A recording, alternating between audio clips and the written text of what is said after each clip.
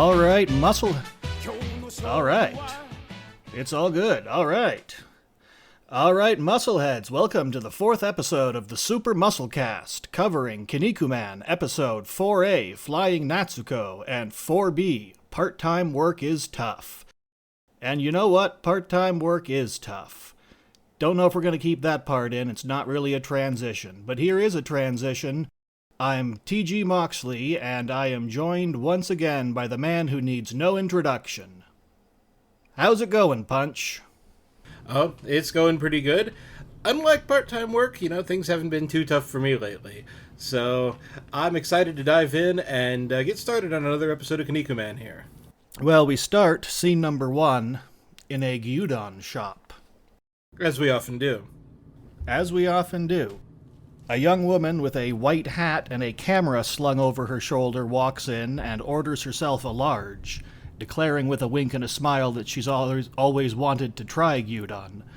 Now, I think right there that's a pro move, just jumping in with the big before you try it for the first time. That's really believing in yourself that you're going to enjoy this meal. Yeah, it's very bold. How ubiquitous is gyudon, I guess? That's the other thing. How plausible is it that someone, as an adult, would want to try gyudon? Is it a relatively obscure dish? Would it be like going and saying we wanted to try French fries, where it would be just absurd? Or is this something tethered to reality by some extent? Well, that's a good question. I know that as far as these things go, it's considered to be kind of a cheap fast food sort of thing. I guess unlike ramen, I could see the idea that maybe someone hasn't tried it, although I'm not too familiar with these things myself. I can tell you that there are a number of popular restaurant chains in Japan that specialize in gyudon, Yoshinoya being the one that I've heard the most about, and the one that I've seen a few copycat recipes floating around the English language internet for anyone who wants to go for the most, let's call it authentic fast food experience gyudon possible. I know that the only gyudon I've ever tried is one that I made myself, and therefore I have nothing to judge it against in terms of authenticity, but I followed the recipe from just one cookbook on YouTube and found that to be rather tasty. And now I have some pre-made gyudon sauce in a bottle sort of gimmick that I bought from a specialty store and will eventually get around to trying and reporting on. All right, well, I think that's a good plan, and you'll have to report back to us on what exactly comes of that, because I'm interested too. I don't think that I've had proper gyudon. I've had dishes with beef and rice and things in them, but I don't think that they quite qualify as gyudon. One thing I did note about this scene, and there's gonna be some stuff that's kind of awkward and uncomfortable, and I'll even use stronger language than that, wrong and offensive, in this episode. And we're starting with the idea, tethered in 1983 and not fully dissipated today, unfortunately, that it's somewhat surprising or alarming when women want to eat. So already we have our hero making fun of the poor woman for ordering a full-size gyudon, large, I guess it was, in the shop. There's a little bit of inconsistency with the terminology, whether it's half-size and full-size or large and small. I know that in the manga they translate it as large and small. Here they seem to use large and half size as the two measures. But indeed, Kinnikuman initially snickers to meet about the impropriety of a young lady having the appetite to attempt to eat a large gyudon, although when she actually engages him in conversation, he is quite complimentary and flattery and so forth, and his usual insincere self, I guess you could say. But yes, this is, I would say, the episode in which Kinnikuman is the most red-pilled and joker-fied, but luckily he doesn't seem to get rewarded for it at any point. Yeah, it's just one of those things that in the 1980s, casual sexism wasn't really a disqualifying trait in heroes and protagonists. And I guess it's the same way in Japanese cartoons as it is in American movies and TV. So it's not great, but here we are. Now, she introduces herself to Kinnikuman by giving him her business card. She works for a magazine called Weekly Hero, and he reads her name as Wing Sheep something Natsuko, which I believe is a joke at the expense of Kinnikuman's inability to read kanji. So I think that this is the sort of thing that kids who are in school and would be at the approximate age of, the demographic for this cartoon would be a probably more advanced reading level than Kinnikuman in kanji and could have a laugh at the wing sheep something attempt to translate her name Tonderu Natsuko, meaning flying Natsuko. Yeah, I don't have much to add to that, and I'm filling space awkwardly. Well, that's okay, because my goddamn cat is on my notes, and I don't know what's happening right now. So let's go to the mailbag. This week we have 2 letters. It looks like so far the pattern has been 0 letters the first week, 2 letters the second week, 0 letters the third week, and 2 letters the fourth week, meaning that we are averaging 1 double letter every other week, which I think is pretty good. So letter 1 comes from Will Coldback in North Bay, Ontario. He asks, how come you don't do previews for the next episode at the end of the episode? Well, that's a pretty good question, Will. I think we'll start doing that, and in fact, here's a preview of this week's preview.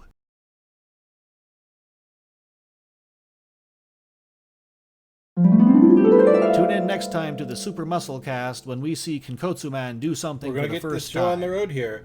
We've had our first few Monster of the Week episodes.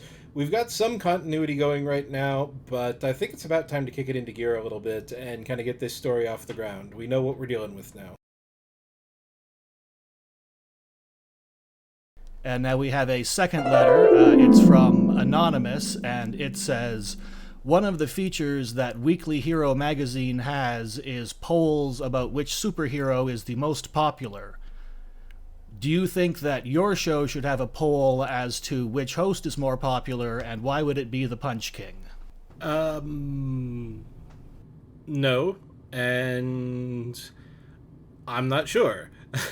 Very good, very good. Well, I think that definitively answers that. But yes, that is one of the little jokes that we find here. Kinnikuman is initially excited when Meat sees that he is ranked number 1 in the world in the Superheroes Weekly Hero magazine, and they celebrate and they put on little can outfits and they do a dance, and it's all very nice until Natsuko points out to them that actually he's number 1 on the worst list, which apparently is for unpopular heroes as well as monsters, because he bumped King Ghidorah off of first place. Why do they even have that list?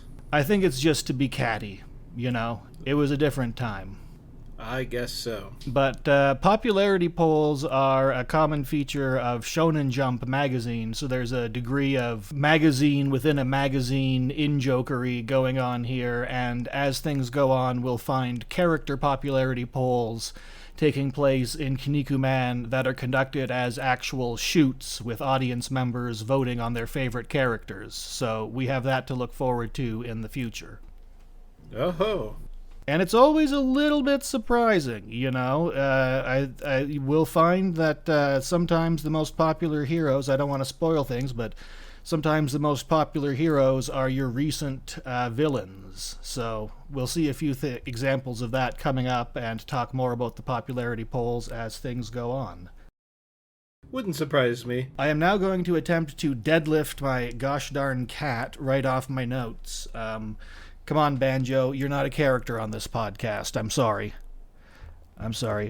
Oh, Jesus! Oh, Jesus! Oh, no! Sounds like the fur's really flying over there. I don't know how much of that made it onto the microphone, and I don't know how much of that to keep in. Don't fight a cat. Use your brain. Use drugs. Please don't the cat. And continue if you can. Yes, indeed. But Natsuko proposes a feature on Kinnikuman called Clumsy Kinnikuman's Clumsy Monster Patrol. What do you think of that? Is that a little too redundant, or is that about the right level for how Kinnikuman has been portrayed so far? It's about the right level for how he's been portrayed so far, I think. He's going to get a little bit of shine in this episode of all things, which is kind of a weird development that he finally seems to find the monster that's just as pathetic as he is.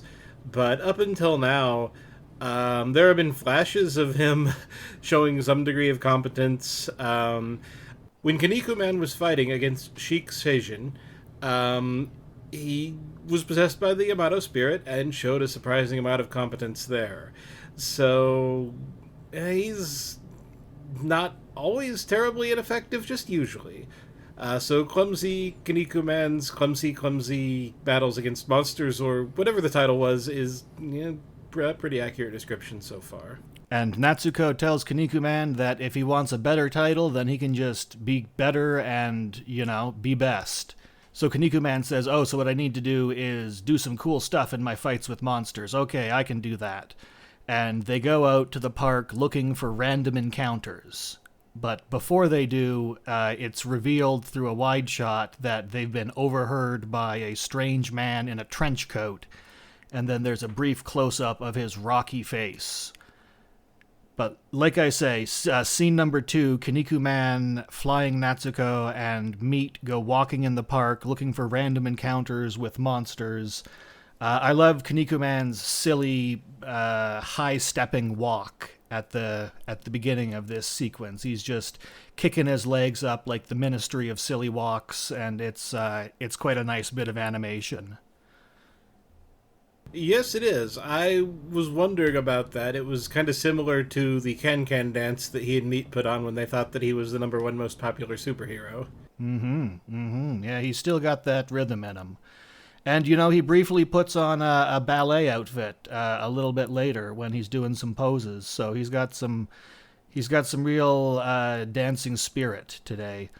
Oh, yeah, when he was doing those poses, I'm getting ahead of us here a little bit, but he decides which pose is going to look the coolest, and everything is either completely ridiculous and makes him look foolish again, or is like a parody of the Incredible Hulk, or some other such similar thing. He's in high spirits. He's doing the quick costume changes along with the poses and having himself a grand old time.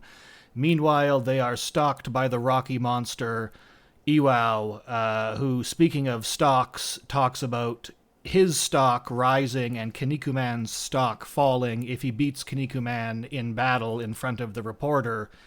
We'll find that as time goes on, this is a character who uses a lot of financial terms in his day-to-day speak. That's, in addition to being rocky and kind of pathetic, talking in money terms is something that Iwao does. You'll see that in his Kinnikuman muscle shot graphics, he's portrayed in a variety of different metals and lounging atop piles of gold coins and bejeweled and bedazzled cups and so forth. Now, were we supposed to have seen him before? I get the impression that he was referencing to some past events, and my thought went immediately to, well, he probably appeared in the manga, and because, as we've talked about, the cartoon series is compressed, that maybe we're missing something here. That is indeed the case. When he first talks to Kinnikuman, he says, "Remember me?" and Kinnikuman asks him, "Isn't this your first appearance in this show?" And that's an in-joke for manga readers who did, in fact, see Kinnikuman beat him in episode 11, which is some gosh darn Kinnikuman goes to the zoo and fights a guy in a panda suit, and then this big rock monster is hanging out, and everyone's ignoring him because he sucks, and then Kinnikuman beats him up just because of it, and so forth. Yeah, so that's a thing that happened, but he's getting a fresh start. He's getting a second opportunity to make a first impression, and boy does he blow it. But before he gets a chance to blow it, here comes Capitron, our kaiju of the week. This guy is a fan submitted monster. Around issue I think it's around issue 14, these start becoming more common. The first fan-submitted monster, Daibetsura, is kind of an underwater pervert who captures women to look at their bikini area. And then after that, there in chapter 15, there's the fan... That was a fan-submitted monster. And then in chapter 15, there's the fan-submitted vampire monster, Dai King. Here in chapter 16 of the manga, we've got Capitron, and then chapter 18 as a fan submission is where you get the first appearance of Kinkotsuman in the manga. Here, however, Kinkotsuman is Iwao's boss and has been pulling the strings behind most of the kaiju attacks all along. So it sounds like there might not always be a strong filter on the fan-submitted monsters. Not that Capitron is particularly objectionable, but to go off on a bit of a tangent, some of the other things you mentioned do raise my eyebrows a little bit. It kind There's of makes a lot me of silly think of... monsters. Yeah, and it kind of makes me think of, and this could be a tangent that we just want to cut, it kind of makes me think of reading that at one point Chris-chan got a letter published in, I believe, a shonen magazine, or maybe it was a shoujo magazine, whichever one it was, kind of spoke to the need to maybe not just publish anything and everything that somebody sends in, because it was kind of uncomfortable. Likewise, the bikini pervert monster, even with it being the 80s, that's a little bit off. It's a little bit off. And, as time goes on, we will continue to catalog these fan-submitted monsters, including which ones do and do not make it into the show versus the manga. One of my favorites, though, Sneegator, who is he's half alligator, half shoe. That's a fan creation, and I feel like that right there, whatever small child came up with the sneaker alligator justifies a whole lot of the process, but editorial control is still necessary. Yeah, the highest of the highs and the lowest of the lows. And that's kind of what we're going to get here, because Capitron shows up, and this is where Kinnikuman goes into his different poses, all of which seem to be either some sort of absurd clownish caricature or ripping off the Incredible Hulk, and spends so long goofing around and doing this that Terryman comes in and shoots the monster while he's goofing around and not accomplishing anything, and raises a very good point that since the monster is actively causing destruction and mayhem, maybe you should just focus on defeating the monster so that it stops it from causing even more trouble for people. And of course, Natsuko photographs Terryman as he defeats the monster, continues to photograph him as he poses while saying this, and then comments, "Wow, he even says cool things." So she is quite taken with Terryman and his saving of the day and his no-nonsense attitude. No lies detected. What's interesting is that in the manga, Kinnikuman doesn't do the whole pose thing. He's on his way to fight the monster, and Terryman just flies past him and says, "Out of my way, I got this," blows up the monster, and then flies up to Natsuko and says, "Hey, you don't want to interview Kinnikuman, interview me, a real hero." So he's actually much more antagonistic and has a less clear claim on superior heroism in the manga. It's not until the next chapter of the manga, number 17, where he and Kinnikuman become a tag team for the first time against Sheik... Oh my gosh. Sheik Seijin and Abdodula, that Terryman really drops the antagonistic behavior towards Kinnikuman. However, here in the cartoon, the Yamato spirit is enough that he's not outwardly antagonistic towards Kinnikuman here, and it's more that he just has a better way of being a hero that puts him on top. He's no longer charging money on the spot either. That's true, too, because that was definitely a reason he had for letting monsters get away with some stuff in the past. You know, he would wait for payment in some cases before he would work, whereas now he seems to prioritize the well-being of the citizenry, so good for Terryman. And Kinnikuman doesn't acquit himself particularly favorably in what comes next. We get this situation where he's going to be throwing a tantrum, calling Flying Natsuko a slut, and then thinking that because he's upset her, she's going to come running, crying into his arms. It was all very offensive and uncomfortable, and I wish this wasn't here, but it was. So that was part of this episode, unfortunately. And instead of running crying into his arms, she jumps kicking into his face, which is the only appropriate reaction in such a scenario. Absolutely. Unfortunately, Kinnikuman doesn't really have time for the lesson to set in as Iwao shows up and grabs Natsuko, and now they have a money pun as Kinnikuman asks him, "How's it going?" But as our faithful translators in the Hokuto no Gun crew explain, this, in the Kansai dialect, has the dual meaning of how's business, and Iwao complains that Kinkotsuman hasn't been giving him any pocket money. That was a nice touch, I like that. That was a joke that came across a little bit better than when Kinnikuman gets Capitron's name wrong and calls him Kamehameha. Kamehameha. Kamehameha. And Capitron protests that he's a Kappa, and Kinnikuman says, well, a Kappa is a Kame, which is playing on the fact that the Kappa demon in Japanese mythology looks like a turtle, and then in Japanese, Kappa and Kame, at least the words for the demon and the turtle sound alike, but in English, Kappa is turtle doesn't really work as a great pun, but they tried. They try. It's part of the language barrier, and I at least picked up enough to know that there was a pun there that I wasn't getting. Absolutely. So Iwao tells Natsuko that pictures of him beating up Kinnikuman would be worth some money. She says that she's not going to pay.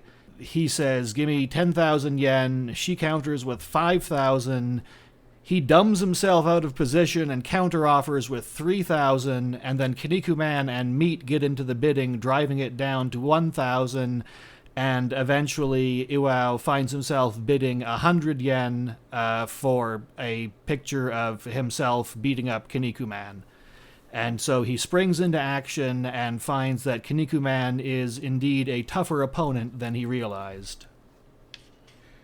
I think this may be one of the first times that we've seen Kinnikuman just beat somebody, and that he's stronger than his opponent here. Most of the time, it's sort of the opposite of that. Yeah, the really only notable thing about Iwao's offense is that he's got kind of an anteater, come at me bro, arms wide stance before he locks up with Kinnikuman, and that's a stylistic choice that I don't mind, but after you're locking up with Kinnikuman and tussling with him for a bit, he finds himself radically outclassed. He gets swung around in the air by his tail, he gets elbow dropped, he gets figure four leg locked, and in the end, Kinnikuman has kind of this weird supine grip, almost full Nelson, that he picks Iwao up in. He calls it the rock drop. He picks him up in this almost full Nelson with a supine grip, and then drops his hands around to the waist into the German suplex grip and gives him the nice bridging German suplex, which we have done a little bit of research in, and now believe, well, maybe I'm just speaking for myself, but I now believe that the iconic German suplex in Japanese culture that gets referred to in imagery may have begun with Karl Gotch versus Michiaki Yoshimura in the JWA on May 1st of 1961, Gotch's first match in Japan, and a darn good time for the German suplex to get introduced to the national consciousness. You very well may be right about that. I haven't looked into that in particular, but I'd be interested in doing it soon. Might be interesting to pull the Wrestling Observer newsletter obituary of Karl Gotch. Maybe there's something mentioned in there, since he's the German suplex master. Maybe I shall. I'll look at that. Well, fans, we'll let you know if anything comes of that. Speaking of things coming of things, Natsuko proposes a new title for her article, Artist of Muscle, Kinnikuman's Dance of Destruction. So, in Scene 3, there's a big lineup at the magazine stand to buy the Weekly Hero magazine. Kinnikuman is there, and he gets in on the action. Scene 4, Natsuko comes to the house bearing gifts. Kinnikuman and Meat are angry at her. Why is there no feature? Well, she explains, the film was stolen. But then why is there a feature on Terryman? Well, she explains, only the film of Kinnikuman's victory was stolen.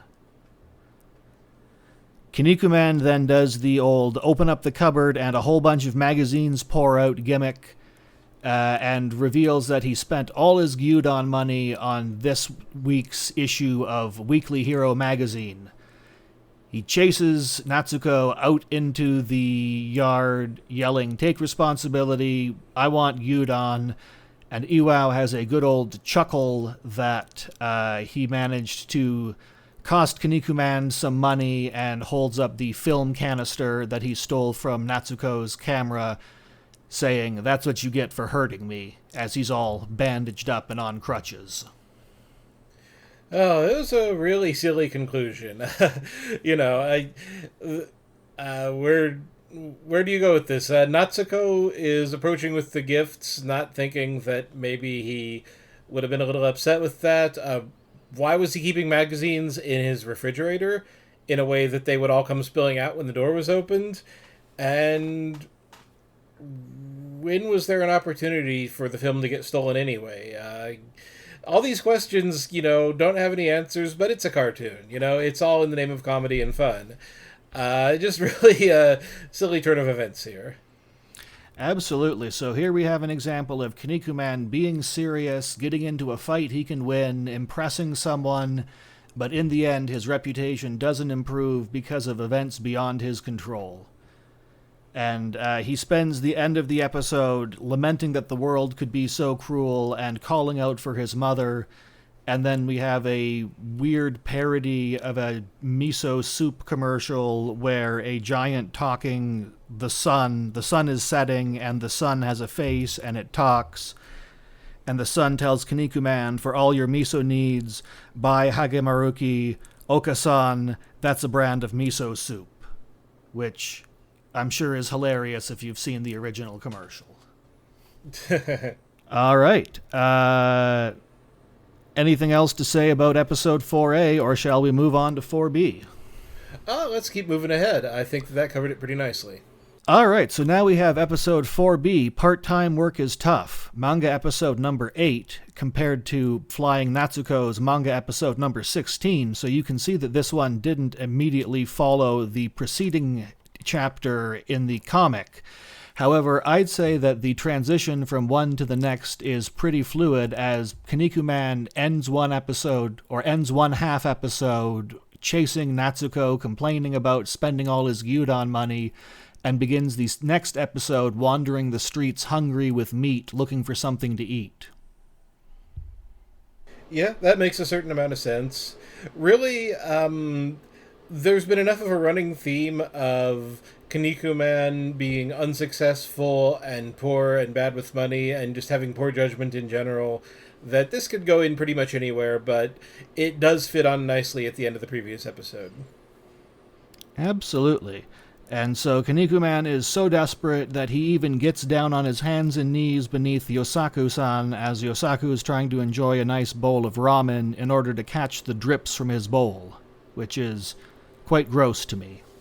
This episode has quite a lot of sort of gross scatological humor, starting with this, and it's going to be a thing throughout the episode, so strap in because it gets worse from here. Yes, indeed. And so they head on over to the park where they gorge on water, and Kinnikuman's body fills up grotesquely with water balloon muscles that sag and slurp and make a kind of unwholesome water jiggling sound when he moves. I don't approve, but they find on the bench that they are resting on a magazine with help wanted ads, and although Kinnikuman initially needs some convincing, declaring that a hero such as himself is above part-time work, he sees an ad to work in a gyudon restaurant and is immediately taken with the opportunity, and so finds himself working there in the next scene.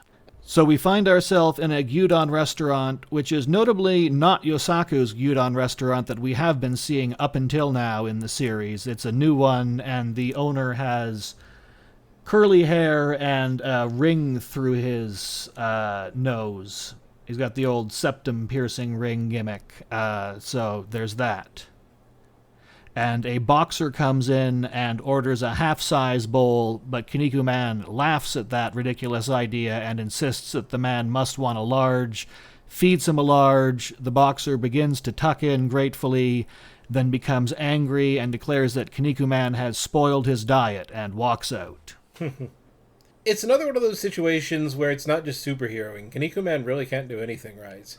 I feel like this is a pretty common theme among cartoons in general, that they will often give their characters part-time jobs for an episode to put them out of their element and show them doing their foibles in a different setting. That's what this is for Kinnikuman, and yeah, he's not going to be particularly successful in this or his other jobs, because he is who he is. Indeed, and his boss even catches him reading a later episode of the Kinnikuman manga while he's at work. It's going to be the first fight between him and Stakasa King that he's reading, so when we get to that in the show, we can have caught up to what he was reading at this point. So really, he should know everything that happens to him going forward, since he apparently has access to issues of his own comic that are contemporary with the release of the show, which is, here in 1983, so we're in year 4 of the written material. I didn't actually catch that that's what he was reading specifically, but that is good to know. Absolutely. And so his next customer comes in, and it's one Adaran's Nakano, who orders Saranami, and then we get another one of these Japanese puns that doesn't quite translate in a way that we could enjoy. Kinnikuman mistakes him for having saying Sazanami, which is a ripple on the water, and so he gets a big basket full of rice and waves that back and forth in front of the customer.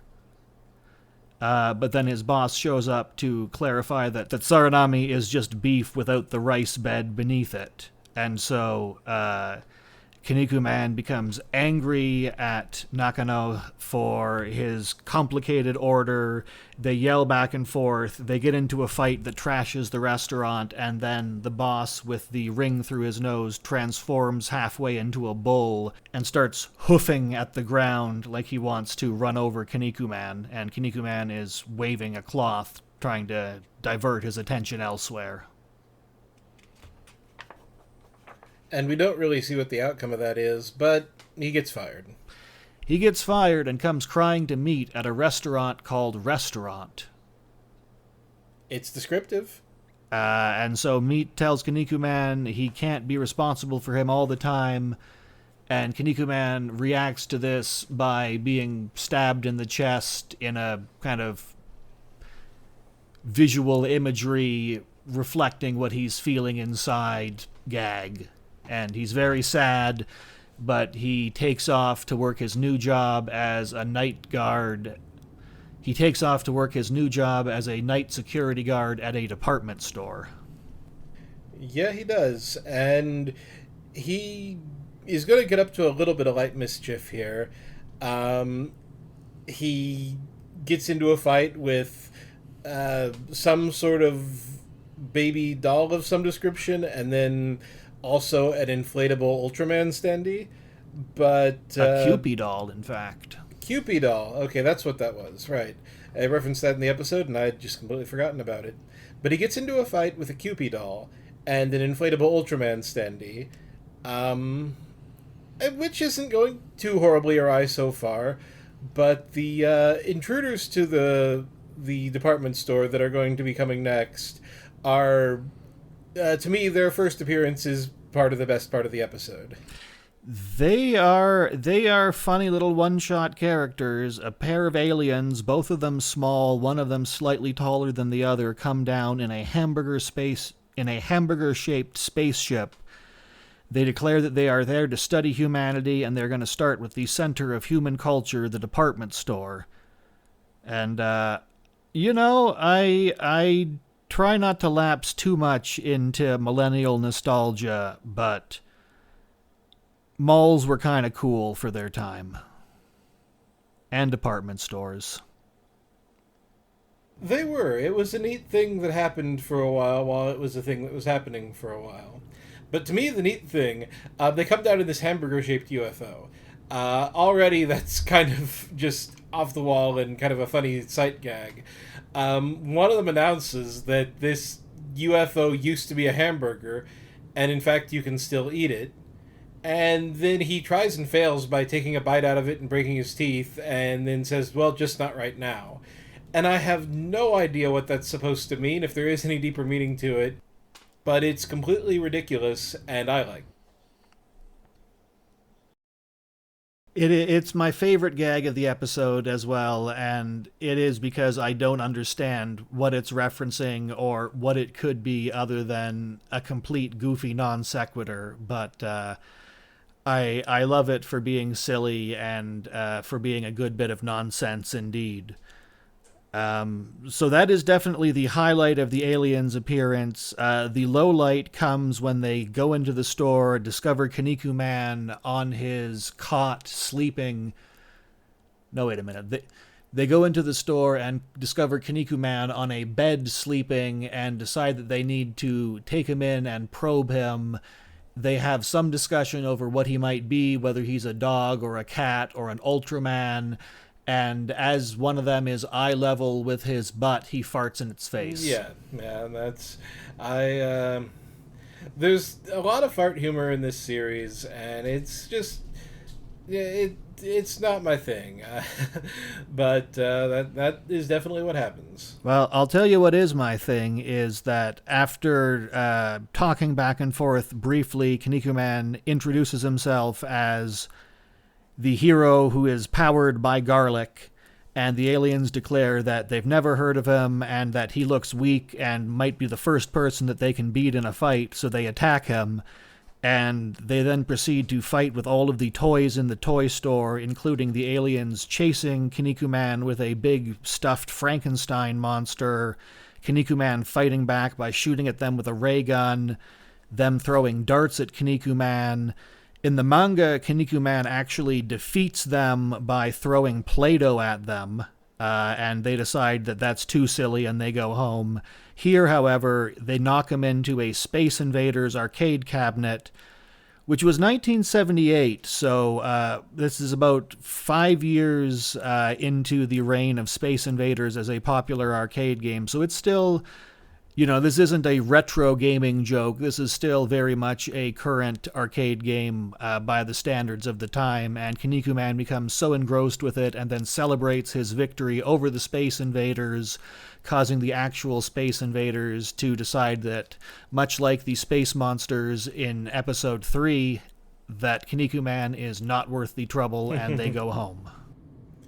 But unfortunately, he's not going to keep his job. He's not going to keep his job, and he's responsible for the damages. So in the next scene, we find Kinnikuman at some kind of construction site, digging in the ground with a pick. And he explains to his coworker Yosaku-san that he got a job to make money, but he only made debt. Yeah, he's reduced to digging around in the dirt with farm implements, not to leave a man without his pick. But he has his sob story here, and of course we're going to end the episode when a bird poops on his head. Yep, a bird flies by, squawking out, idiot, moron, clumsy, and poops on his head. So Kinnikuman, who had a chance at glory at the first half of the episode, ends with getting literally pooped on. So we might here be closing in on the nadir of Kinnikuman's popularity and success. He's the #1 worst-ranked hero in the world, and he's getting pooped on while deep in debt. Yeah, from slurping up the sauce from someone else's ramen bowl to farts to bird poop, this episode has it all. Well, you slurp 16 sauce, what do you get? Another bird pooping on you and deeper in debt. Well then, let's now talk about next episode, in which Kinnikuman will finally face off against his rival Kinkotsuman in the long-awaited fight that, for readers of the manga, is just a one-shot Monster of the Week encounter, whereas for watchers of the cartoon has been a long-awaited encounter between two rivals, as Kinkotsuman has sent wave after wave of ineffectual underlings at Kinnikuman in preparation for their long-awaited fight. Are you hyped up, Punch? You know, not really. Kinkotsuman, all he seems to do is a couple of times appear before whatever monster shows up, and you get the impression from other monsters having shown up without him or only referencing him casually that really he hasn't done much yet. And he's kind of just this skinny, long-haired skeleton. You know, he looks kind of like Tom Guykott from Clash at Demon Head. He looks like Tom Guykott from Flash at Demon Head, the Wish.com version. But considering how low we've portrayed Kinnikuman in this as well, maybe they're a good match for each other. Yeah, indeed. It's definitely two guys facing off for the jobberweight title.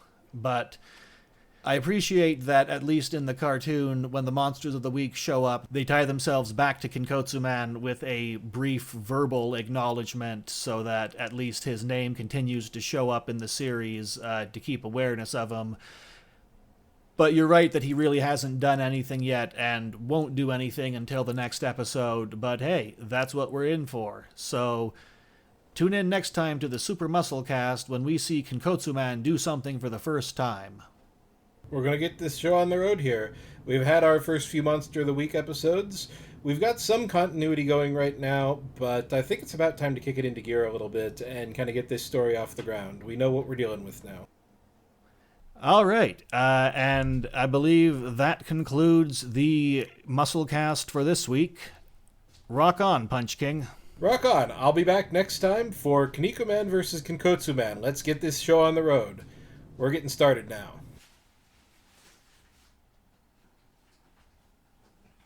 I like that the last thing people will hear before the ending music is "we're getting started now."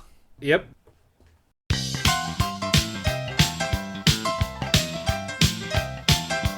はちゃめちゃ忙しいスーパーヒーロー筋肉肉肉肉18お肉の手入れサインの練習筋肉肉肉肉らしいわ空手チョップで橋を割ったら牛